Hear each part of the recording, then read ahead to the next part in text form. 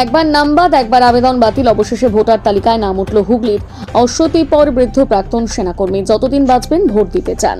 চুঁচুড়া কাপাসডাঙ্গার বাসিন্দা শশীকান্ত হালদার সেনাবাহিনীর electrical mechanical engineer বিভাগে চাকরি করতেন। অবসর 1991 সালে। 1987 সালে শ্রীলঙ্কার এলটিটিইর সঙ্গে কথা বলতে ভারতের শান্তি সেনার প্রতিনিধি দলের সদস্য হয়ে গিয়েছিলেন। 30 বছর চাকরি করে অবসর নিয়েছেন। চুঁচুড়া পুরসভার 8 নম্বর ওয়ার্ড কাপাসডাঙ্গায় তার বসত বাড়ি। বর্তমানে সেখানেই থাকেন। 2002 সালে ভোটার তালিকায় তার নাম থাকলেও পরে তার নাম বাদ হয়ে যায়। তা তিনি জানতে পারেন এসআইআর শুরু করে। বিএলও যখন তাদের বাড়িতে এনুমারেশন ফর্ম দিতে আসে, পরিবার তার স্ত্রী, 2 ছেলে বৌমাদের নামে ফর্ম দিলেও ডিলিটেড ভোটার হওয়ার জন্য তার ফর্ম দেননি বিএলও। নতুন ভোটার হিসেবে নাম তোলার জন্য ফর্ম 6 পূরণ করে বিএলও বাড়ি থেকে সব তথ্য নিয়ে যান।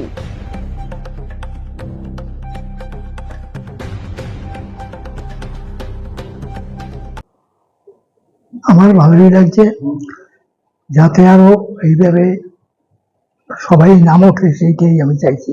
কারণ অনেক বৈধ ভোট আছে, তাদের নাম যে এত দিন পরে পেয়েছি, বা যারা আছেন তারাও খুশি। কিন্তু আমার এখন বয়স হয়েছে 85, তারপরেও আমি এই এত ঝামেলা করতে পারতাম না। আমার ছেলেরাই এই সময় ঝামেলা করেছে। একবার অফিসে গেছে, অফিসে গিয়ে ওখানে বলতেছে নাম সিলেক্ট হয়নি। তারপর সেটাকে আবার একটা ফর্ম ভরে দেওয়া হয়েছে, সেই ফর্ম দিয়েছে পরে। তারপর 1 দিন না 2 দিন পরেই সেটা আবার পাস হয়ে গেছে, আমার ফটোটা এসছে সবকিছু। এই জন্যই কমিশনার যে কাজ করছেন তা এর আগে খুব খারাপ ছিল, এখন ভালোই হয়েছে, আমার কোনো অসুবিধা নেই। এই জন্য আপনাদের সবাইকে ধন্যবাদ। আপনি দীর্ঘদিন ধরে সেনাকর্মী ছিলেন। হ্যাঁ, দীর্ঘদিন ধরে তো সেনাকর্মী ছিলেন। আমি সেনাকর্মী ছিলেন তো? আমি একজন সেনাকর্মী। আমি 30 বছর সার্ভিস করেছি। আমি ইএমইতে সার্ভিস করছিলাম। ওখান থেকে আমি শ্রীলঙ্কায় গেছিলাম। শ্রীলঙ্কা থেকেও এসে আমি এরকম বেস্ট ওয়ার্কশপ আছে, সেই ওয়ার্কশপে ছিলাম। ওখান থেকে আমি রিটায়ার্ড হয়েছি। এই যে এতদিন দেশের জন্য কাজ করেছেন, তারপর আপনার নামে বাদ চলে গিয়েছিল, কতটা চিন্তিত ছিল? সেই তো অনেকই চিন্তিত। এর আগে আমি প্রতিবারই ভোট দিয়েছি, আমার ভোটের নামও আছে, তারপর নাম কেটে দিয়েছে। 2002-তে যে ভোট হয়েছে তাতেও আমার নাম আছে। তারপর 24 লোকসভা ভোট হয়েছে, তাতেও ভোটের নাম আছে। কেন এই ভোটে আমার নাম কাটছে, কেন কাটছে সেইটাই জানতে চাই, কেন নাম কাটছে। এই যে আপনি তো দীর্ঘদিন ইলেকশন দিয়েছিলেন, দীর্ঘদিন ধরে আপনি জেনুইন সবকিছু কাগজপত্র থাকতেও আপনার নাম কেটে দিচ্ছে। হ্যাঁ, সাধারণ মানুষের কতটা হয়রানি করছে সেই তো। ইলেকশন কমিশনকে কি বলবে?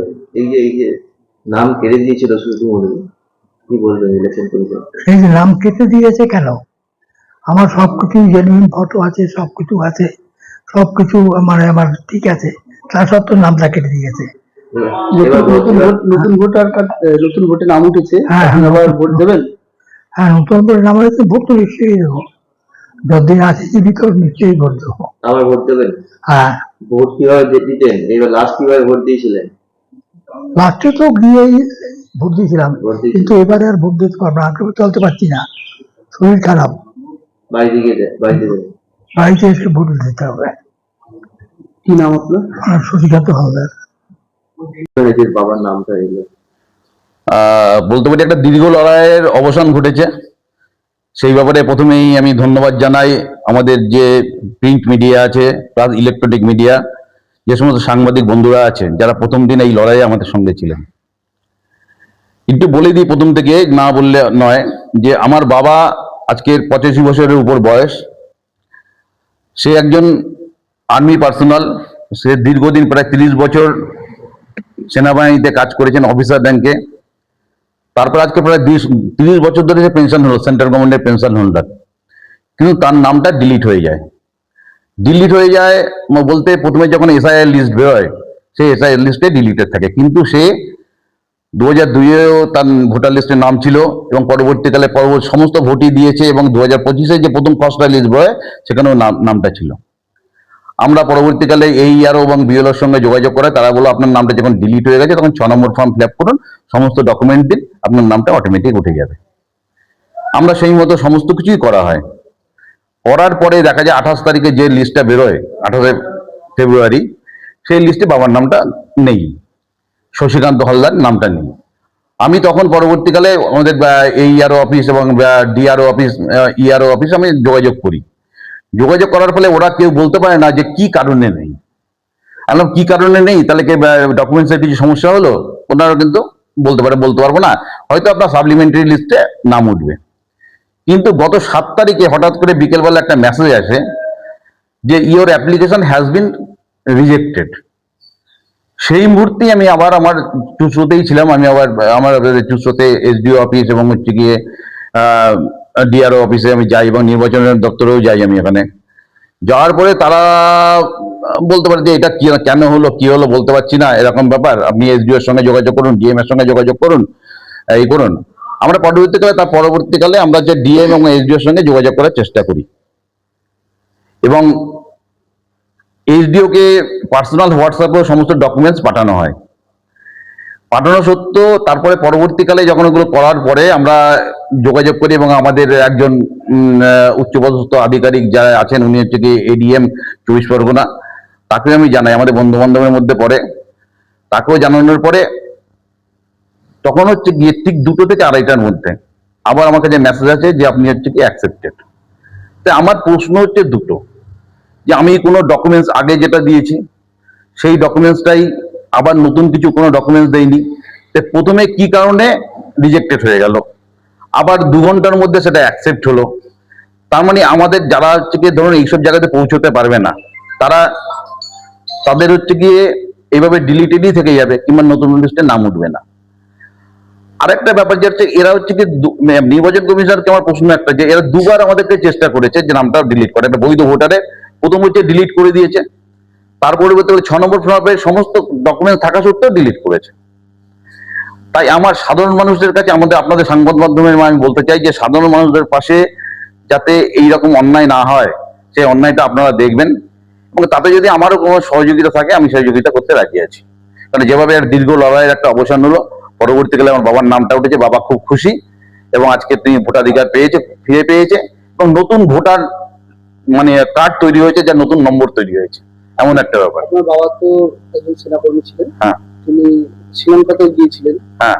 তো একজন সেনাকর্মী নাম বাদ তিনি দেশের জন্য লড়াই করেছেন, তার নাম না, আমার কথা হচ্ছে কি এটাই তো অবাকের কাণ্ড। আমি তার জন্য লড়াইটা দিয়েছিলাম যে এতদিন যে একজন সেনাকর্মী যার দেশের জন্য লড়াই করেছেন, আজ 30 বছর ছিলেন এবং শান্তি সেনার প্রতিনিধি হিসাবে তিনি শ্রীলঙ্কাতেও গিয়েছিলেন, পরবর্তীকালে এতদিন ধরে পেনশন হোল্ডার এবং সমস্ত বৈধ কাগজপত্র আছে তার এবং সমস্ত কোনো রকম কিছু ব্যাপার নেই, তা সত্ত্বেও তাকে এত হ্যারাসমেন্ট করতে হচ্ছে।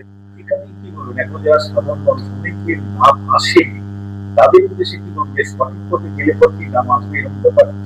দেখুন, সঠিক পথে গেলে নাম আসবে কি আসবে না, কারণ এদের কাছে কোনো উত্তর নেই যে কেন হচ্ছে কি আপনার নামটা বাদ যাচ্ছে, কোনো উত্তরটাই নেই। কারণ আমি নিজে গেছি প্রশাসনের কাছে, তাদের প্রশাসন লেভেলতে বলতে পারিনি যে কেন আপনার নাম বাদ। তাও গতকাল আমি সুপ্রিম কোর্টের একটা নির্দেশ শুনলাম যে তাদের নাকি ড্রাইভার থেকে জানাতে হবে যে কেন বাদ, সেই কারণটা জানাতে হবে। কিন্তু তার আগেই আমি হচ্ছে কি আমার চিঠির মাধ্যমে তাই কারণটা জানতেই চেয়েছিলাম। কোথাও নির্বাচন কমিশনের গাফিলতি অভিযোগ হচ্ছে? দেখুন, আমার তো মনে হয় টোটালটাই নির্বাচন কমিশনের গাফিলতি। কেন একজন বৈধ ভোটারকে এত হ্যারাসমেন্ট হতে হবে কেন? আজকের বাবার বয়স হয়েছে, আমি ছিলাম বলে আমি আজকে জেদ ধরেছিলাম যে নামটা আমি তুলবো, তার জন্য আমি তুলতে পেরেছি। অনেক সাধারণ লোক এই জায়গায় পৌঁছতেই পারবে না, তাদের যে কি হবে তা আমরা জানি না। আমি নির্বাচন কমিশনকে আবার রিকোয়েস্ট করবো যে সঠিকভাবে দেখুন এবং বৈধ ভোটারদের অন্তত যাদের কাগজপত্র সঠিক আছে তাদের নামটা যাতে থাকে সেটা। এই নামটা আবার নতুন করে তুলতে কতটা হয়রানি হতে? দেখুন, হয়রানি 3 মাসের হয়রানি, পুরো 3 মাসের হয়রানির মধ্যে আমাকে তো অনেকবার যেতে হয়েছে এসডিও অফিসে এবং হচ্ছে গিয়ে ডিএম এর অফিসে, তারপরে হচ্ছে গিয়ে প্রশাসনিক লেভেল থেকে আপনারা যারা সাংবাদিক বন্ধুরা আছেন তারাও হচ্ছে প্রশাসনের উপর নিউজ করে একটা চাপ সৃষ্টি করেছেন, যার ফলে মানে বাদ দিতে পারেনি। তারা বৈধতা সত্ত্বেও তাকে বাদ দিয়ে দিয়েছিল, কিন্তু তারা বাদ দিতে পারেনি। তার জন্য আজকে সফলতা এসছে, তার জন্য ধন্যবাদ জানাই আপনাদের সকলকে। বৈধ ভোটারদের নাম কাটার একটা চেষ্টা চালাচ্ছে নির্বাচন কমিশন। দেখুন, এই ব্যাপারটা তো চেষ্টা চালাচ্ছেন, আমার নিজের অভিজ্ঞতা